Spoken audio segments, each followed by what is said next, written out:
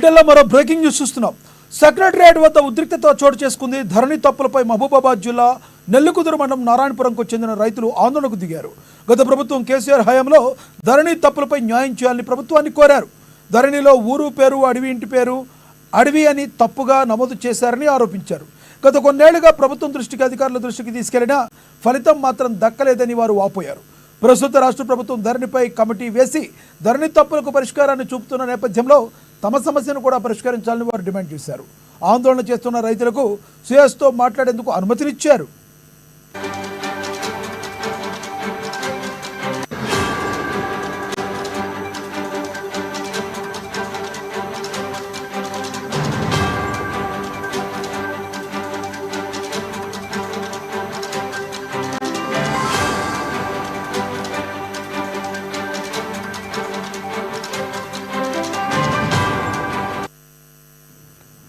Secretariat వద్ద ఉద్రిక్తత చోటు చేసుకుంది. ధరణి తప్పులపై మహబూబాబాద్ జిల్లా నెల్లికుదురు మండలం నారాయణపురంకు చెందిన రైతులు ఆందోళనకు దిగారు. గత ప్రభుత్వ కేసీఆర్ హయాంలో ధరణి తప్పులపై న్యాయం చేయాలని ప్రభుత్వాన్ని కోరారు. ధరణిలో ఊరు పేరు అడవి, ఇంటి పేరు అడవి అని తప్పుగా నమోదు చేశారని ఆరోపించారు. గత కొన్నేళ్లుగా ప్రభుత్వం దృష్టికి, అధికారుల దృష్టికి తీసుకెళ్లినా ఫలితం లేకుండా పోయిందని వాపోయారు. ప్రస్తుత రాష్ట్ర ప్రభుత్వం ధరణిపై కమిటీ వేసి ధరణి తప్పులకు పరిష్కారాన్ని చూపుతున్న నేపథ్యంలో తమ సమస్యను పరిష్కరించాలని వారు డిమాండ్ చేస్తున్నారు. ఇదే అంశం గురించి మరింత సమాచారాన్ని మా ఇన్పుట్ ఎడిటర్ శ్రీనివాస్ అందిస్తారు. శ్రీనివాస్, చెప్పండి, మీ దగ్గర ఉన్న తాజా సమాచారం ఏంటి? రైతులు ఎందుకు ధర్నా చేపట్టారు? రైట్ లక్ష్మీనాథ్, ఏదైతే ధరణికి సంబంధించి ఏదైతే గత ప్రభుత్వంలో జరిగిన తప్పిదాలు అవుతున్నాయో ఆ తప్పిదాలు రైతుల పాలిట శాపంగా మారాయి. మనం చూస్తున్నాం అనేక ఫిర్యాదులు ధరణికి సంబంధించి ధరణిని రద్దు చేయాలని చెప్పి, ధరణిలో ఏవైతే తప్పులు జరిగాయో వాటిని సరిదిద్దాలని చెప్పేసి అనేక సార్లు రైతులు కావచ్చు, సాధారణ ప్రజలు కావచ్చు ఆందోళన, ధర్నా పాటలు చేపట్టిన సంగతి మనకు తెలుసు. అయితే ఈ రోజు సచివాలయంలో మహబూబాబాద్ జిల్లా నెల్లికుదురు మండలానికి సంబంధించి ఏదైతే నారాయణపూర్ గ్రామస్తులందరూ కూడా ఈ రోజు సచివాలయంలో ముట్టడికి ప్రయత్నం చేశారు. వాళ్ళంతా కూడా సచివాలయానికి వెళ్లేందుకు ప్రయత్నం చేసిన సమయంలో పోలీసులు వెంటనే స్పందించి వారిని అడ్డుకోవడం జరిగింది. అడ్డుకుని వారిని సముదాయించే ప్రయత్నం చేశారు. అయినప్పటికీ కూడా వాళ్ళు కొద్దిసేపు అక్కడ ఆందోళన దిగడంతో ఉద్రిక్త పరిస్థితి అయితే నెలకొంది. అయితే ప్రస్తుతం మీద పరిస్థితి సద్దుమడిగింది. అయితే వాళ్ళ డిమాండర్లో ఒకటే, ఏదైతే నారాయణపూర్ గ్రామానికి సంబంధించి ఈ ధరణి పోర్టల్లో ఊరు పేరు అడవి, ఇంటి పేరు అడవి అన్నట్టుగా అందులో రికార్డ్స్ లో రాశారు.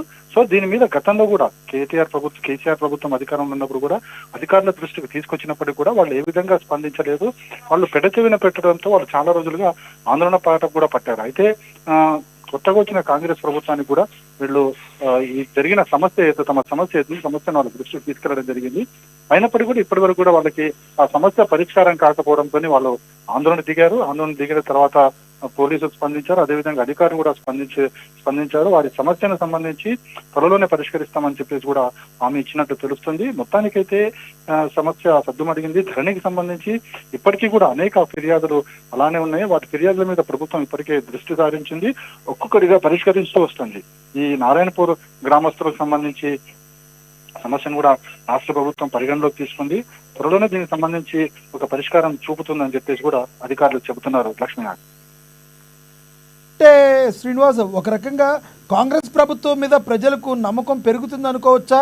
సమస్యల పరిష్కారానికి ప్రభుత్వం కృషి చేస్తుంది దీన్ని చూస్తుంటే? అయితే ఒకటి, గత ప్రభుత్వం చేసిన తప్పిదాలను సరిదిద్దుతామని చెప్పేసి మా అధికారంలోకి వచ్చిన వెంటనే కాంగ్రెస్ పార్టీ ప్రజలకు ఒక హామీ ఇవ్వడం జరిగింది. ముఖ్యంగా ధరణి పోర్టల్కి సంబంధించి ధరణి పోర్టల్లో మనం చూసాం, ఒకటి కాదు కొన్ని వేల ఫిర్యాదులు అందులో రావడం జరిగింది. ఇంటి పేరు కావచ్చు, లేకపోతే భూమి రికార్డ్స్ కావచ్చు, అదేవిధంగా భూ బదలాయింపుకు సంబంధించిన కావచ్చు, రిజిస్ట్రేషన్ సంబంధించి కావచ్చు, అనేక ఫిర్యాదులు, ఒకటి కాదు రెండు కాదు కొన్ని వేల ఫిర్యాదులు వచ్చినాయి. ఆ ఫిర్యాదుల మీద గత ప్రభుత్వం పెద్దగా పట్టించుకోలేదు అన్న విమర్శలు కూడా ఉన్నాయి. ఈ నేపథ్యంలోనే ధరణికి సంబంధించి ఎన్నికల సమయంలో కాంగ్రెస్ పార్టీ స్పష్టమైన హామీ ఇచ్చింది. సో హామీ మేరకు ఏదైతే ధరణికి సంబంధించి ఏవైతే సమస్యలు కావచ్చు, తప్పిదాలు కావచ్చు, వాటన్నింటి కూడా పరిష్కరిస్తామని చెప్పింది. సో ఆ పరిష్కరించే దిశలోనే ప్రభుత్వం ఉందని చెప్పొచ్చు. దీనికి ధరణికి సంబంధించి ఏవైతే లోపాలు జరిగాయో వాటన్నిటినీ కూడా సరిదిద్దాలి. అదేవిధంగా ఎవరైతే అర్హులు ఉన్నారో అర్హులకు కావచ్చు, లేకపోతే ఎవరైతే లబ్ధిదారులు ఉన్నారో వారికి కావచ్చు, లేదా ఎవరైతే ఓనర్స్ ఉన్నారో భూమి యజమానులు ఉన్నారో వారికి కూడా న్యాయం జరిగేలా తమ చర్యలు తీసుకుంటామని చెప్పడం జరిగింది. ఆ దిశలోనే ప్రభుత్వం, కాంగ్రెస్ ప్రభుత్వం కూడా వెళ్తుందని చెప్పచ్చు. లక్ష్మీనాథ్. Thank you Srinivas.